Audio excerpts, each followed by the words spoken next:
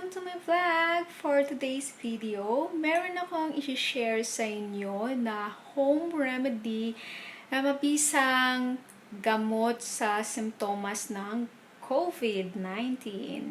So, itong remedy na ito, shinare lang din to sa akin ni Grandma, yung mama ng madam ko. At gusto niya i-share ko din sa mga loved ones ko dahil napaka-epektibong daw itong home remedy na ito. So, mga kanays, i-share ko sa inyo ay ang sangkap ng 12288. So, ano-ano ang mga sangkap na yon na matatagpuan natin dito sa kusina? Mga kanays, ito ang sangkap na gagamitin natin. 5 sangkap. Ito po siya. Kaya siya tinawag na 12288 dahil 1 peraso ng onion, 2 peraso ng lemon, 2 cloves of garlic, 8 slices of ginger, and 8 tablespoons of muscovado sugar. So, ipapakita ko sa inyo kung paano siya i-prepare.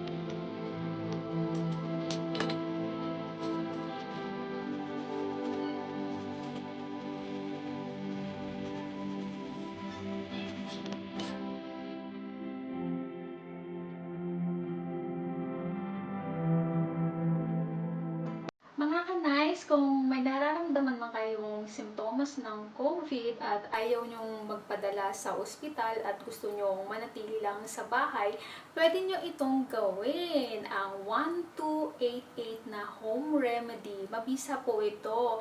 Hindi lang po sa simptomas ng COVID, kahit ordinaryong ubot, sipon, lagnat, pwede nyo po itong gawin at gawing serving tubig. Mabisa po ito.